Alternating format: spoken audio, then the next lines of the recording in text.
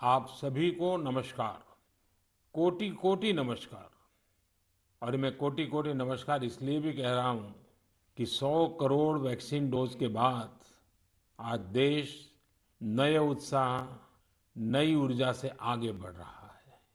हमारे वैक्सीन कार्यक्रम की सफलता भारत के सामर्थ्य को दिखाती है, सबके प्रयास के मंत्र की शक्ति को दिखाती है। साथियों, 100 करोड़ वैक्सीन डोज का आंकड़ा बहुत बड़ा जरूर है, लेकिन इससे लाखों छोटी छोटी प्रेरक और गर्व से भर देने वाली अनेक अनुभव, अनेक उदाहरण जुड़े हुए हैं। बहुत सारे लोग पत्र लिखकर मुझसे पूछ रहे हैं कि वैक्सीन की शुरुआत के साथ ही कैसे मुझे यह विश्वास हो गया था कि इस अभियान को इतनी बड़ी सफलता मिलेगी। मुझे ये दृढ़ विश्वास इसलिए था क्योंकि मैं अपने देश, अपने देश के लोगों की क्षमताओं से भली भांति परिचित हूँ। मैं जानता था कि हमारे हेल्थ केयर वर्कर्स देशवासियों के टीकाकरण में कोई कोर कसर नहीं छोड़ेंगे। हमारे स्वास्थ्य कर्मियों ने अपने अथक परिश्रम और संकल्प से एक नई मिसाल पेश की। उन्होंने इनोवेशन के साथ अपने दृढ़ निश्चय से मानवता की सेवा का एक नया मानदंड स्थापित किया।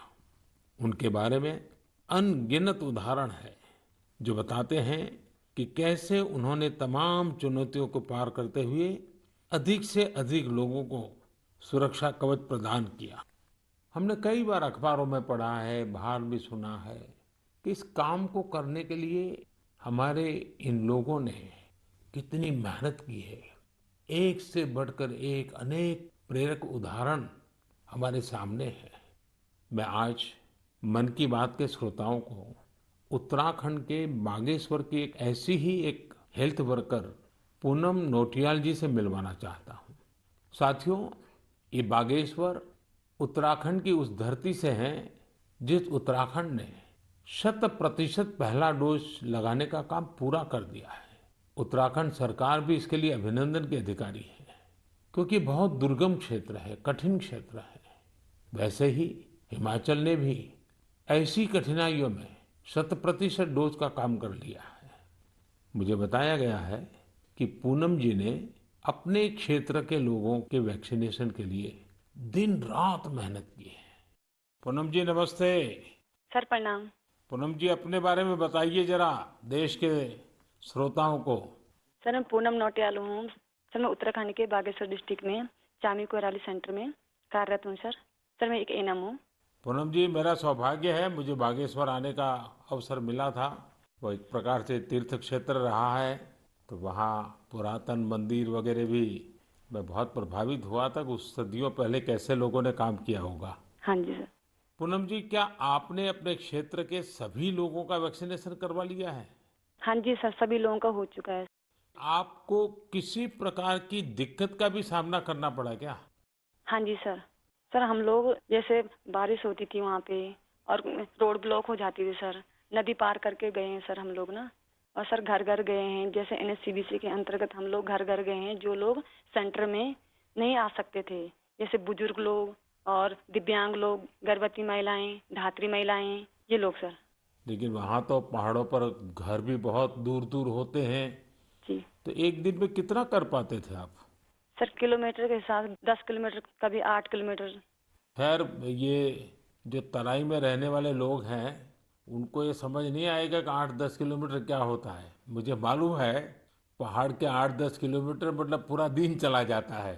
हाँ जी। लेकिन एक दिन में, क्योंकि बड़ा मेहनत का काम है और वैक्सीनेशन का सारा सामान उठा करके जाना, आपके साथ कोई सहायक रहते थे कि नहीं? हाँ जी, टीम मेंबर हम लोग 5 लोग रहते सर ना। हाँ। तो उसमें डॉक्टर हो गए, फिर एएनएम हो गई, फार्मासिस्ट हो गए, आशा हो गई और डाटा एंट्री ऑपरेटर हो गए। अच्छा, वो डाटा एंट्री वहाँ कनेक्टिविटी मिल जाती थी या फिर बागेश्वर आने के बाद करते थे? सर कहीं कहीं मिल जाती है, कहीं कहीं बागेश्वर आने के बाद करते थे हम लोग। अच्छा, मुझे बताया गया है पूनम जी कि आपने आउट ऑफ द वे जाकर लोगों का टीका लगवाया। ये क्या कल्पना आई आपके मन में, विचार कैसे आया और कैसे किया आपने? हम लोगों ने पूरी टीम ने संकल्प लिया था कि हम लोग एक भी व्यक्ति छूटना नहीं चाहिए, हमारे देश से कोरोना बीमारी दूर भागनी चाहिए। मैंने और आशा ने मिलकर प्रत्येक व्यक्ति के हम लोगों ने गांव वाइज ड्यू लिस्ट बनाई। फिर उसके हिसाब से जो लोग सेंटर में आए उनको सेंटर में लगाया। फिर हम लोग घर घर गए हैं सर। फिर उसके बाद जो लोग छूटे हुए थे, जो लोग नहीं आ पाते सेंटर में। अच्छा, लोगों को समझाना पड़ता था? हाँ जी, समझाया। हाँ जी। लोगों का उत्साह है अभी भी वैक्सीन लेने का? हाँ जी सर, हाँ जी। अब तो सर लोग समझ गए हैं। फर्स्ट में बहुत दिक्कत हुई हम लोगों को समझाना पड़ता था कि ये जो वैक्सीन है सुरक्षित है और असरदार है। हम लोग भी लगा चुके हैं तो हम लोग तो ठीक हैं, आपके सामने हैं। और हमारे स्टाफ ने सबने लगा लिया है तो हम लोग ठीक हैं। कहीं पर वैक्सीन लगने के बाद किसी की शिकायत आई बाद में? नहीं नहीं सर, ऐसा कुछ नहीं हुआ। कुछ नहीं हुआ? जी। सबको संतोष था हाँ जी। कि ठीक हो गया? हाँ जी।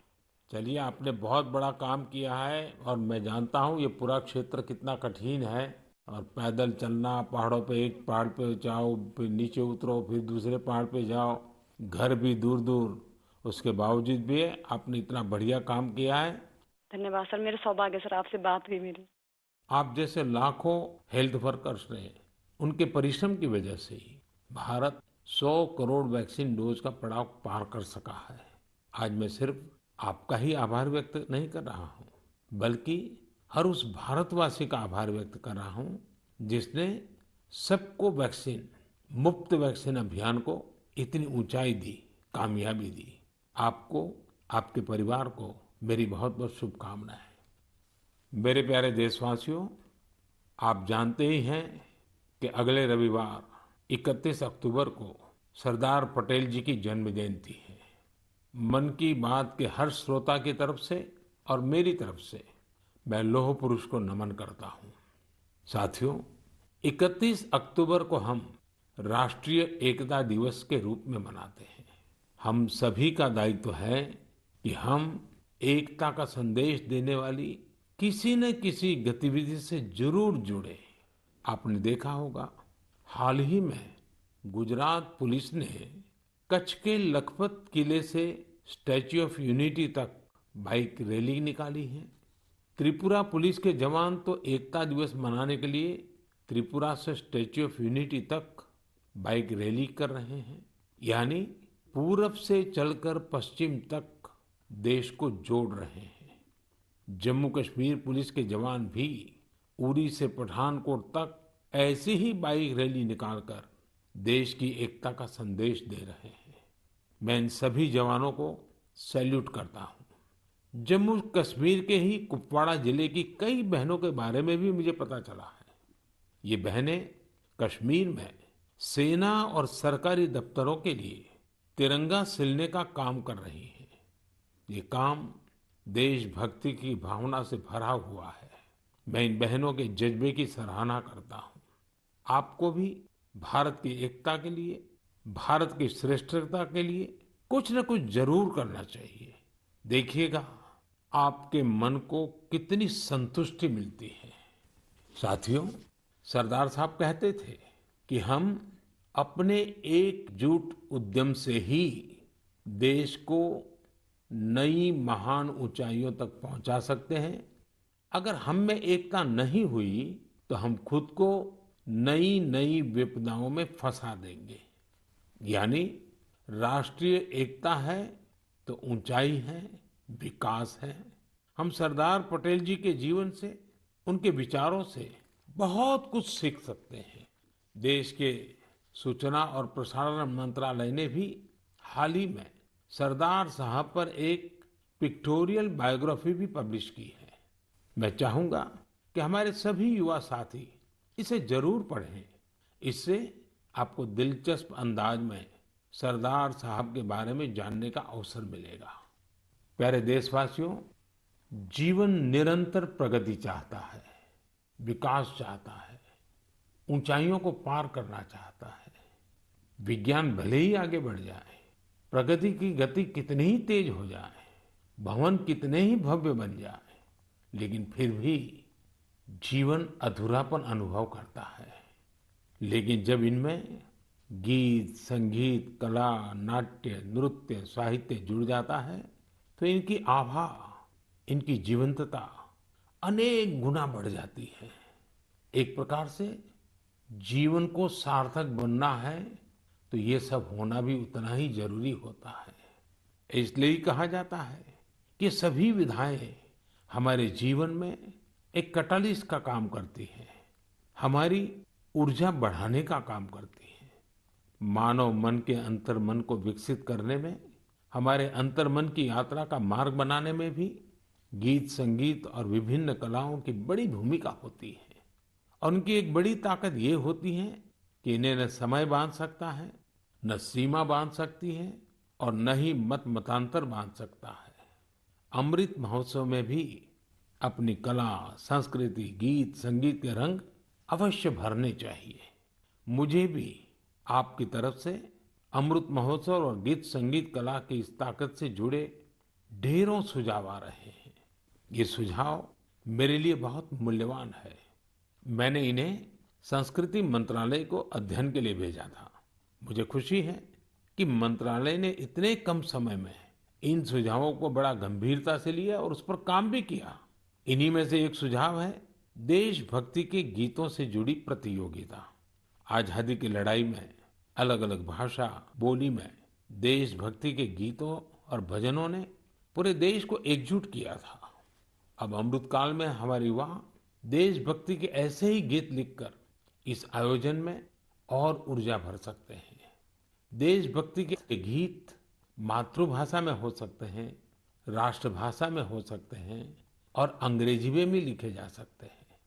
लेकिन ये जरूरी है कि रचनाएं नए भारत की नई सोच वाली हो, देश की वर्तमान सफलता से प्रेरणा लेकर भविष्य के लिए देश को संकल्पित करने वाली हो। संस्कृति मंत्रालय की तैयारी तहसील स्तर से राष्ट्रीय स्तर तक इससे जुड़ी प्रतियोगिता कराने की है। साथियों, ऐसे ही मन की बात के एक श्रोता ने सुझाव दिया है कि अमृत महोत्सव को रंगोली कला से भी जोड़ा जाना चाहिए। हमारे यहाँ रंगोली के जरिए त्योहारों में रंग भरने की परंपरा तो सदियों से है। रंगोली में देश की विविधता के दर्शन होते हैं। अलग अलग राज्यों में अलग अलग नामों से अलग अलग थीम पर रंगोली बनाई जाती है। इसलिए संस्कृति मंत्रालय इससे भी जुड़ा एक नेशनल कंपटीशन करने जा रहा है।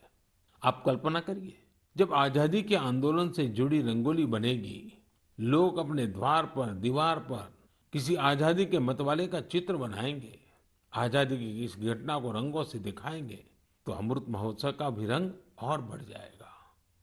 साथियों, एक और विधा हमारे यहाँ लोरी की भी है। हमारे यहाँ लोरी के जरिए छोटे बच्चों को संस्कार दिए जाते हैं, संस्कृति से उनका परिचय करवाया जाता है। लोरी की भी अपनी विविधता है, तो क्यों न हम अमृतकाल में इस कला को भी पुनर्जीवित करें और देशभक्ति से जुड़ी ऐसी लोरियां लिखें, कविताएं, गीत, कुछ न कुछ जरूर लिखें जो बड़ी आसानी से हर घर में माताएं अपने छोटे छोटे बच्चों को सुना सके।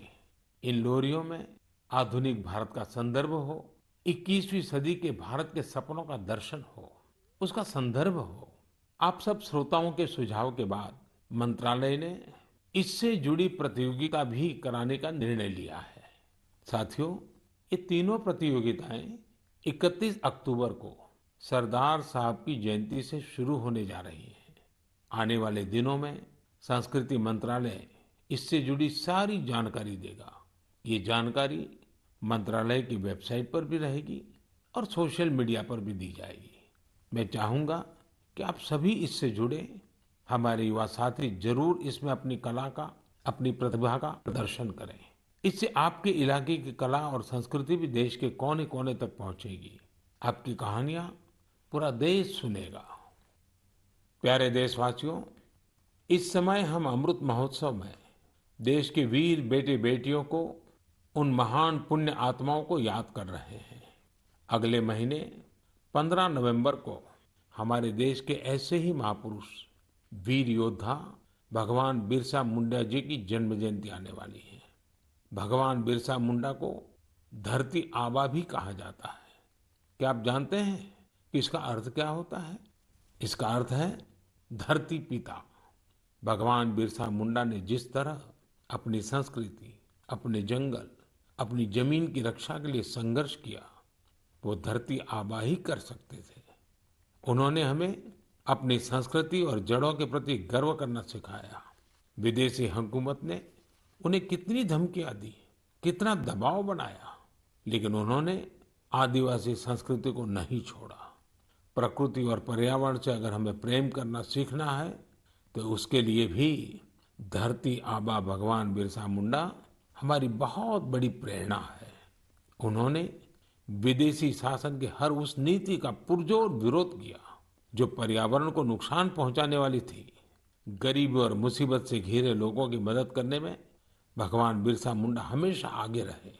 उन्होंने सामाजिक बुराइयों को खत्म करने के लिए समाज को जागरूक भी किया। उल गुलान आंदोलन में उनके नेतृत्व को भला कौन भूल सकता है।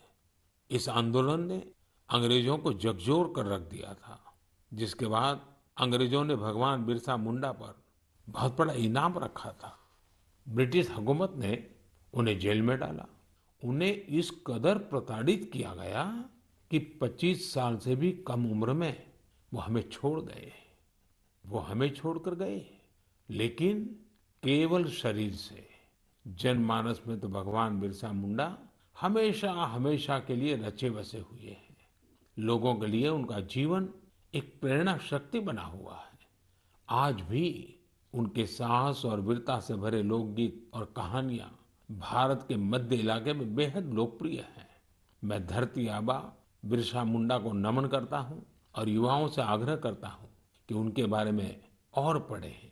भारत के स्वतंत्रता संग्राम में हमारे आदिवासी समूह के विशिष्ट योगदान के बारे में आप जितना जानेंगे उतनी ही गौरव की अनुभूति होगी। मेरे प्यारे देशवासियों, आज 24 अक्टूबर को यूएन डे यानी संयुक्त राष्ट्र दिवस मनाया जाता है।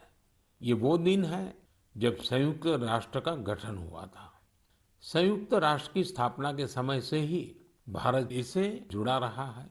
क्या आप जानते हैं कि भारत ने आजादी से पहले 1945 में ही संयुक्त राष्ट्र के चार्टर पर हस्ताक्षर किए थे।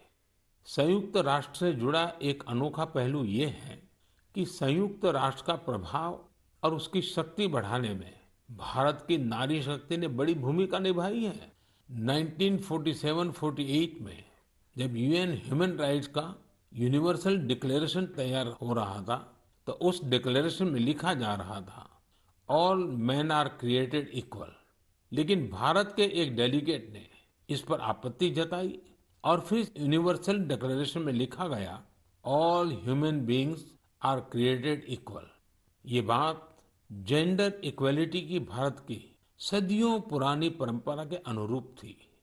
क्या आप जानते हैं कि श्रीमती हंसा मेहता वो डेलीगेट थी जिनकी वजह से ये संभव हो पाया। उसी दौरान एक अन्य डेलीगेट श्रीमती लक्ष्मी मेनन ने जेंडर इक्वलिटी के मुद्दे पर जोरदार तरीके से अपनी बात रखी थी। यही नहीं, 1953 में श्रीमती विजया लक्ष्मी पंडित यूएन जनरल असेंबली की पहली महिला प्रेसिडेंट भी बनी थी। साथियों, हम उस भूमि के लोग हैं जो ये विश्वास करते हैं, जो ये प्रार्थना करते हैं, ओम द्यौः शांति, अंतरिक्षम शांति, पृथ्वी शांति, आपः शांति, औषधयः शांति, वनस्पतयः शांति, विश्वे देवा शांति, ब्रह्म शांति, सर्वम शांति, शांति एव शांति, सामा शांतिरेधि, ओम शांति शांति शांति। भारत ने सदैव विश्व शांति के लिए काम किया है।